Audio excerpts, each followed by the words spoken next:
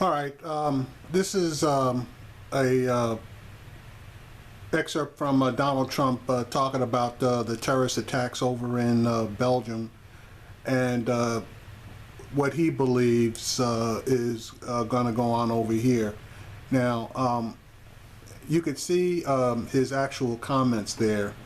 And my problem with the comments are not that we're not going to have attacks over here, because he's probably right. There's no sense in sugarcoating this. He's probably right, because people, are coming over here, and without a doubt, some of them are probably radicalized. So it's going to happen over here. We just have to have faith in our own intelligence people that they're going to be able to nip a lot of this in the bud. But nobody's 100%, so it is what it is.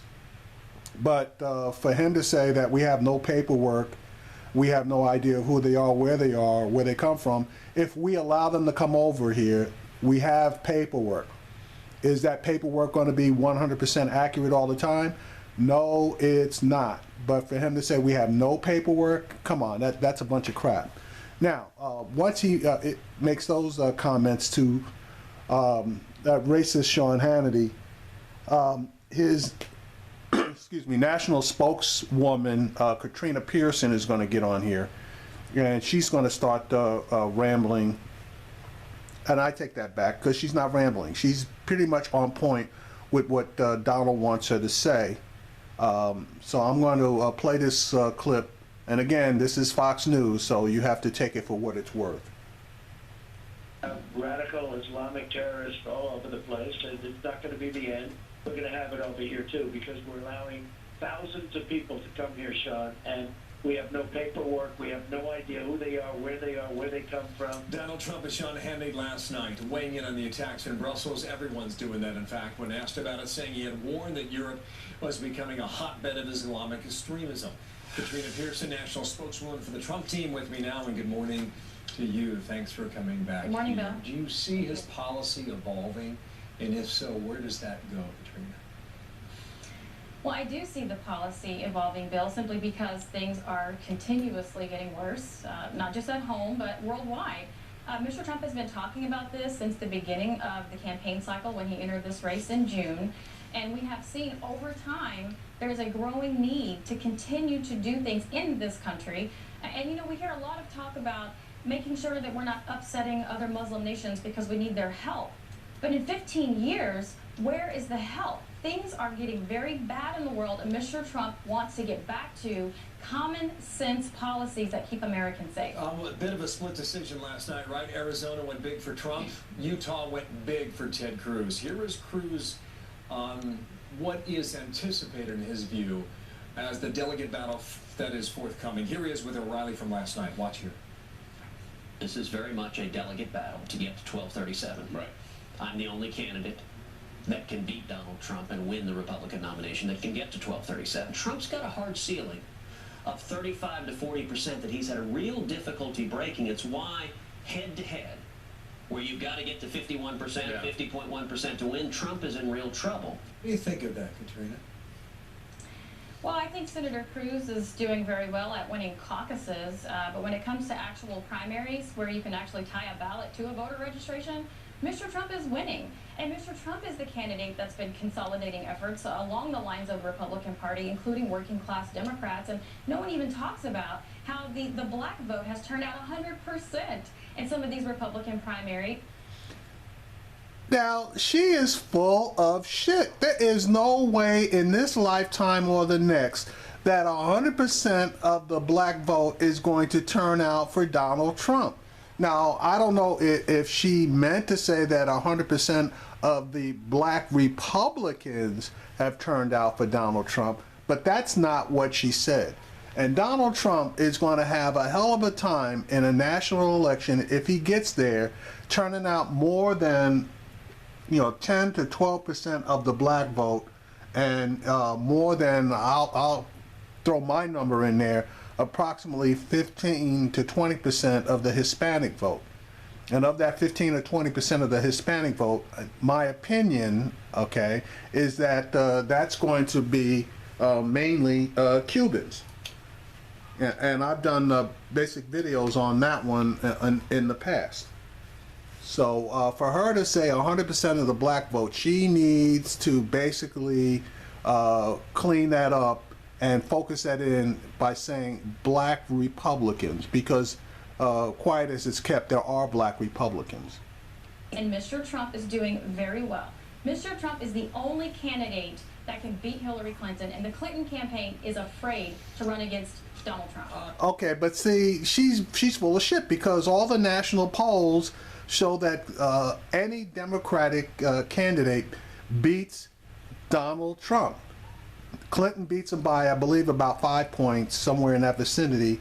And Bernie Sanders beats him by like, I believe it's 12 to 15 points. Quinnipiac put up some numbers this morning. Don't know if you've seen them. This is head-to-head, Donald Trump, Hillary Clinton. They've got him 6 points. By 6 points. Meanwhile, John Kasich head-to-head. 47 for Kasich, 39 for Hillary Clinton. How do you explain that, Katrina? Well, I explain that very simply because what we have seen is millions of new voters, which are not translating into the polls, which is another reason why Mr. Trump has been doing well. We have seen this narrative that as candidates drop out, Mr. Trump will lose support. And there's this fake ceiling that everyone talks about. And in fact, Mr. Trump continues to rise in primaries like we've seen just in Florida and now in Arizona. I mean, Governor Kasich's won one place. I mean, why would voters be drawn to him and not Trump? I mean, those polls are pretty clear. Well, it also depends on how the questions in the polls are asked. And the other hurdle we're going to have is the media. Mr. Trump has shown that we are not going to continue to allow the media to drive the narrative. We are not going to continue to allow the media to protect liberals or moderates, in this case, John Kasich and Hillary Clinton. You have a delegate lead of about 270, right? Is my math about right? 270, 275 right. in that Yes, ballpark? sir. You've got Wisconsin in 2 weeks. You've got New York in 4 weeks from now. At the end of April, it's Connecticut, Delaware, Maryland, Pennsylvania, Rhode Island. How does this end, Katrina? This ends with Mr. Trump securing the delegates to win the Republican nomination, despite the anti-Trump efforts that are trying to block this from happening. There are going to be a lot more voters, even in those states, who are going to turn out for Mr. Trump, because Mr. Trump is the only candidate with pro-American policies that want to get America and make it great again. California, New Jersey on June 7th. In your view today, as you look at this, does it go that far? It may, but I think Mr. Trump's going to do really well moving forward. I mean, here's the thing. We have seen just yesterday exactly why America needs a Donald Trump, someone who is unafraid to fight evil for what it is, and who is unapologetic about doing so. You had on the program earlier today on Fox News where we know where there are hot spots of terror activity inside the United States. Donald Trump is the only candidate unafraid to combat that head on. Give me a place. Where's that happening? Oh, well, they just talked about here in Texas. I'm in Texas right now, and there's a hotbed in Texas. The Clarion Project has a map of all of these locations, and we need to really consider looking at those. Okay, Katrina, I'm out of time. Okay, now she wasn't specific, okay? And I took a look at that Clarion project, and I took a look at their map. Now, excuse me, on their map, okay, and let's just talk about Texas. She's talking about a location that's down in Houston. It's CAIR, which stands for, I believe, the I'm sorry, I can't give you specifically what it stands for, other than it's Arab, it's American Islamic Relations. I believe it's Council of American Islamic Relations, but I could be wrong on that. Anyway, that is a mosque that basically caters to black Muslims down in the Houston, Texas area. All right, one of the other quote-unquote radical, dangerous organizations is the Nation of Islam. Now, anybody who knows the Nation of Islam knows full damn well that they are not promoting violence of any nature. They're on the for the use of our own resources and looking at a political decision. But again, that's one of the other groups that's on there. Now, I am not an expert on Islam, and Islamic organizations and mosques, etc. I will be the very first to acknowledge that.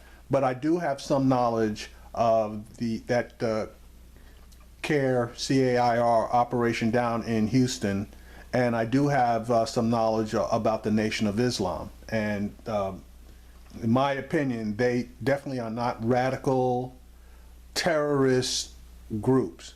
So Katrina Pierson, she talks a good game. I've always said that she's a hired gun, and when she comes on, it's difficult to really go back and forth with her, because she's basically almost has an answer for everything.